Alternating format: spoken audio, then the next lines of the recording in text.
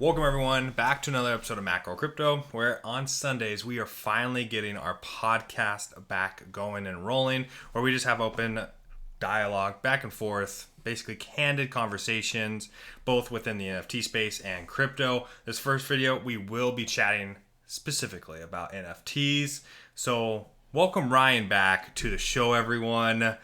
Hopefully we can get him here on a weekly basis, and then bring on some special guests down the line as well. So today we are going to start off with our talk around NFTs. And let's begin with, because you are double digits deep into imposters. Why did you invest in the project to begin with? And how happy are you now that you've seen like a 3x since the mint? Yeah, it's been pretty good. So number one, the reason I got into it is because it's Elio Trade's project. He's been talking about this for, over a year. These dropping these subtle little hints, like just mentioning like, oh yeah, the Imposters Project, and it was like this super low key thing within the community, and they were all talking about it within different discords or different his Super Farm Telegram. So for anybody who doesn't know, he has a Super Farm project too. There's Genesis NFTs within that project, but he had mentioned how he was spending probably 90% of his time on this Imposters project, and then maybe 5% on the YouTube channel, 5% on Neo Tokyo. So it's like a bunch of his resources were going to this, and I just kept hearing these little hints in the community. It just seemed really one of those strong communities that people already had conviction before anybody even knew any details. So it was just, for the longest time, I had conviction. I knew I was like, I'm going to go pretty deep on this one. Yeah. So.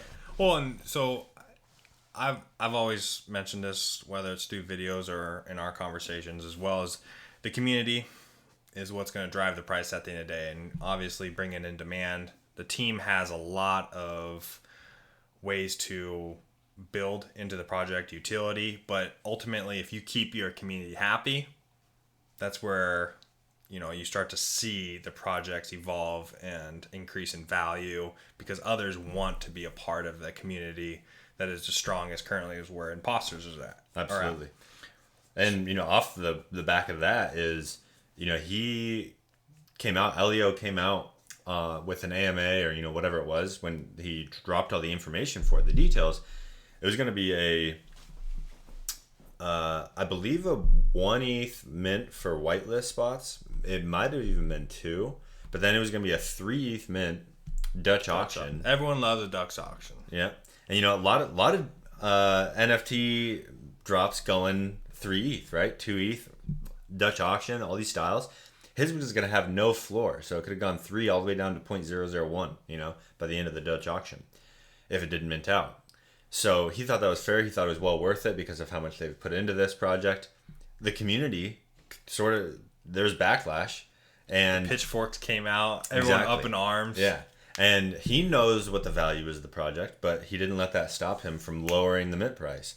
So the whitelist spot mint price was 0.69 ETH, and then the mint price was 0.96, and for public. Oh yeah, public. Yeah.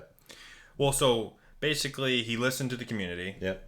And the community was heard, and we're seeing the cause and effect of that. Absolutely. Ultimately, right there. And, I really can get behind that. Obviously, I don't own any imposters. You told me time and time again, go get into some. I just feel like I'm pretty deep into my position already in NFTs, and especially with the Journey Club and some other positions. Starting a little bit into getting into CyberKongs. But ultimately, before I pull out more ETH, for me, I want to have enough to run our own nodes separately and allow us to generate more ETH on a year-to-year basis. Yep. So I heard the conviction in your voice, and obviously, yes, hindsight 2020. What no one saw coming is after reveal. Yeah. What happened? Yeah, because majority of projects, 99% of projects, as soon as reveal happens, the dump ensues. Everyone's chasing for the rarities and then the less rare. But give me your insight. I'll put in mine from an outsider's perspective, but why do you think post-reveal there was a pump? I think people had already seen the art, but I think people liking the art as a whole was a key piece there. So even the less rare ones, they're still cool looking. There's still something like, oh, I want that. Those little aliens. Yeah, little aliens. They're dancing. Big old eyes. Yeah, reminds me of Minions almost. Well, okay.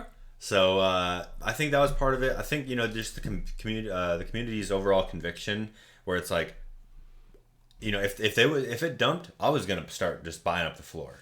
I was ready, because it was like, I had already wished I bought more right after mint when it was 1.1, 1.2.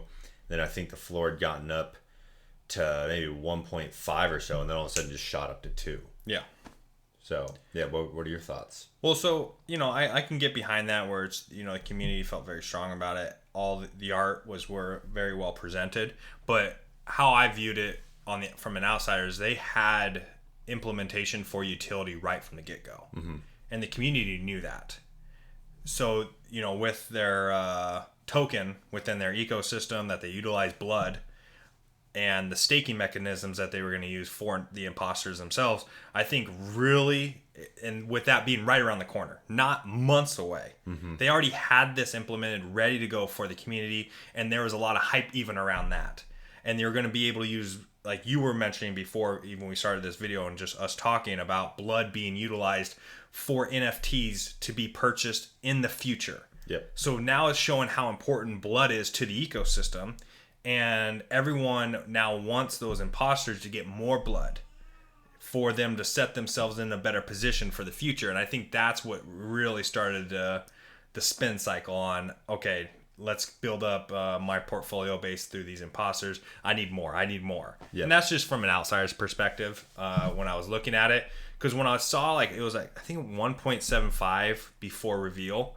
And all of a sudden, post-reveal also we jumped to 2.5, and now it's over 3, and now it's been bouncing around a little bit, and I'm amazed by just the cycle and how well they were prepared for implementing utility rather quickly. Yeah, absolutely. And it's like you're saying that there's the utility, the paying for these NFT mints with blood, that you can earn the blood just through staking your NFTs. And as long as you stake your NFTs, you might have had to do the 30, 60, or 90-day lockups to be able to get to this point. But it was like, if you stake your NFT, you're going to have enough blood to mint all the NFTs. Yeah.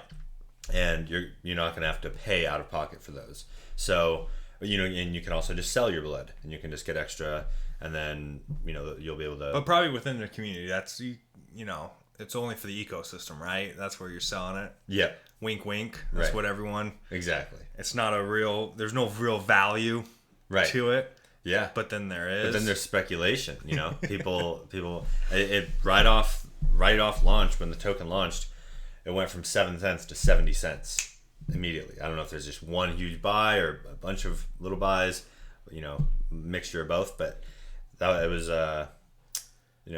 people are about it. And I think one really minor detail that's actually given a lot of people a little bit more confidence is how smooth everything is running from the NFT launch. It was literally only $20 to $30 in ETH to mint during the mint, and imposters. And granted, where we're at in right, everything's cheaper. Crypto. The other day, by the way, I saw Gwei for gas fees was at 18. Wow. Unbelievable. I was like, it's been years, I feel like, since we've seen that. That's when you're just in a sitting in waiting period when Gwei is that low. Yeah. But no, I know what you mean. I think probably how they structured their contracts were very well suited for the mint and for everyone to purchase. They were done correctly, so there wasn't this amount of gas wars that really hurt the community. Yep. And from it being really smooth, one really interesting cool point is imposters took up one entire block on the Ethereum chain, where the only transactions that happened in that block were imposters mints. Yeah. So that was pretty crazy. And then you just made me feel like I missed the boat even more when you say stuff like that. Yeah. But no, and that's the thing with the NFT space is there is always going to be that next project too. For sure. This isn't, imposters. I hope it does really well because obviously that's a good sized portfolio for you.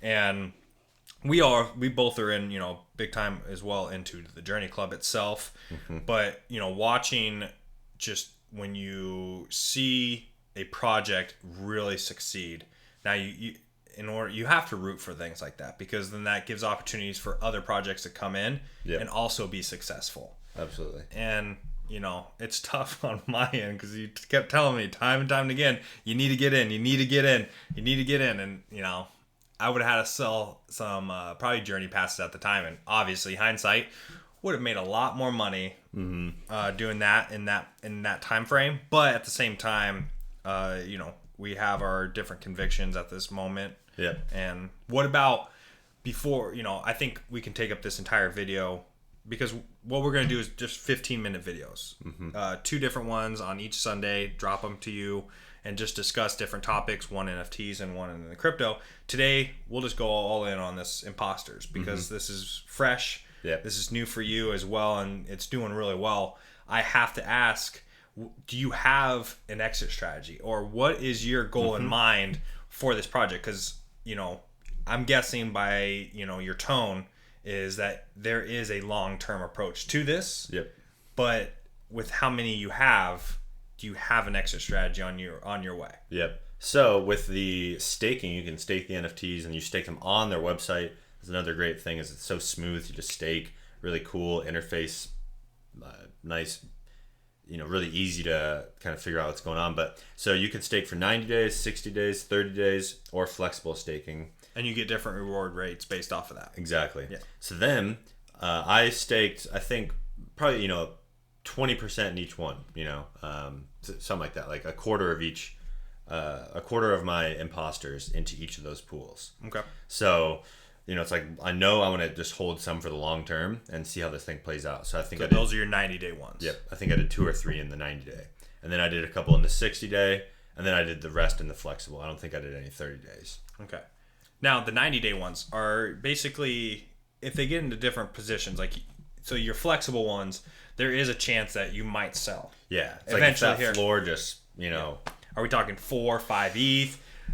Do you have a position where you're like, yes, I need to sell one when it gets to here? Yeah. At least, at the very least. I was thinking about that this morning, actually, is what would it take for me now, because I have taken some profits already, just to protect myself, because I haven't done this in Journey, I haven't done this in other projects. So it's like, all right, I'm going to start taking profits early just to at least get my initial investment back and then see where it goes from there. And I think if I take profits, if they go to 5 or 6, somewhere around there, then I'll be in profit. Yeah. And then it'll just be, house money at that point. You're saying selling one at 5 to 6. Yeah. That is amazing, right? Damn. Yeah. Okay. So, I've already sold, I think, 3, and I timed it perfectly. Sold them, at those local highs before dips, and haven't bought back in yet. But also, if it dips, I'll probably buy more. Yeah. So. Okay. Well, then, for me specifically, I have to ask, do you have a moon bag then of a certain imposter you're not going to sell? Yeah. I have 3 imposters that I will not sell before all the mints are done and before the game's live, and then we'll see what happens when the game's live, because it's a AAA game. I think anything can have happen, that virality. Right? Like, you might change your mind and sell something, but you have a good idea that there's 3 that through adversity, through the ups and downs, you're carrying this. We're holding. Yeah. Okay. Hodl, baby, hodl. Well, that's the thing. It's like, you gotta, if you're listening, you have to find the projects that you commit to and that you bring value yourself, and you really dive in deep, understand the community, the project itself, and how it's going to bring value for you at the end of the day. Because that's why we're all getting into this, right? We're not just getting into this just for the communities, even though that drives a lot of our ideas, because we want to be surrounded by like-minded individuals. But we do this because we think that it's going to create value for us and our portfolio as well. So, I mean, that's a smart way to look at it, is through the imposters. It's just killed it. Absolutely. Yep. And the only other one I do want to bring up before we end this segment of our talk today is the Moonbirds. Yes. You heard it. Yeah. It's out there. 2.5 ETH mint. Yeah. With it being over 12 ETH now, the floor. Oh, it's at 12 ETH. Last I checked. That could be dipping. It could change. I just don't. To me, I'm like, it happened so fast. This reminds me of like Phantom Bears. Yeah. Where all of a sudden it got to 8 ETH out of nowhere. And now it's down to 1, under 1. It was like the Asian BAYC. Yeah. But for me, like, maybe Moonbird succeeds and it really becomes that next blue chip. But it's happened so fast. Yeah. And I think, it's the old adage of, a powerful fire burns fast and it goes out. Then there's like the slow burn. Yeah. And sometimes the slow, we look slow burn hurts. Yeah. Well, but that's how Bored Ape Yacht Club saw its success. More of a slow burn, I feel like. There was pumps, of course. Oh, you're talking about slow burn and success, not... Yes. Okay. Yeah. I was thinking how we're getting a slow burn in crypto, where it's just like a steady decrease and it's like painful because it's taking so long. Right. But you're talking about a slow burn in a sense of like just a nice steady incline. Yeah. In pace. Yeah, for sure. When you get huge increases and quick, that usually follows by... Easy come, easy go. Yeah. Great way to put it. Yeah. No, but what I was going to bring up is that with the success of a 2.5 ETH mint, which is ridiculous, we're talking 2.5 ETH just to mint into the NFT project. And, I don't know anything about the project, but, I don't know if they have a game. I don't know if they... What are they bringing that these other projects like? What's the value? And everyone's hyped. This might just be like an exclusive club too. Like they brought in some heavy hitters. Yeah. And it just is making it seem like this is I think it's just one of those things. things. You can't miss projects where it's just these heavy hitters are in there just gonna eat us peasants alive if we got in. Yeah. But then obviously it can have some success, but with that success of a 2.5 ETH mint, you're going to start seeing projects left and right. Yeah. This is going to be the new norm for maybe a couple weeks here. Yeah. So be careful. Do not, vet yourself. 2.5 ETH is a lot. If you don't already know, come on. But, if there's success like this, volume might kick up and then really start to help out some of these other projects. Yeah. Always just good to keep in mind, to be cautious, be careful, because things like Pixelmon could happen again. Minted at 3 ETH and what got down to... I don't know, it's like 0.3 or something now. Kevin is still alive, though, out there. Everyone loves themselves some Kevin. Basically like a 90% drawdown. Yeah. No, like I mean... Right after mint. Right after mint. And that obviously was for a multitude of reasons, because everyone believed in this Saber dude that just basically hoodwinked everyone and just it was awful. But yeah, that's what you have to do, is you have to navigate the space, understand the space as best as you can, and imposters is a good way to value and look at how a project should roll out. Yeah. And what you should start to see moving forward is more of something that's already been worked on, not minting something and collecting the money, then working on it. Yeah, absolutely. Actually build it out, have utility ready to go, and all of a sudden, mint, post reveal, you see what happens with stuff like that. And right now, right before our eyes. So closed beta ready in like 8 weeks. So, like out to play. It's insane. Like that is some great news for the space, especially for you being so deep into it already. And I'll be excited to see what happens. We'll talk a little bit about it next week to see how it's progressing. But for now, that's enough for our NFT talk. We'll drop our next video about crypto in just a second here. Hope you enjoyed having Ryan back in the seat next to us. Maybe we can make this a weekly thing. Starting again. We'll see. Well, we got lots of breathing to do, so we'll have to play that one by. Just kidding. All right, everybody. Until next time. Peace.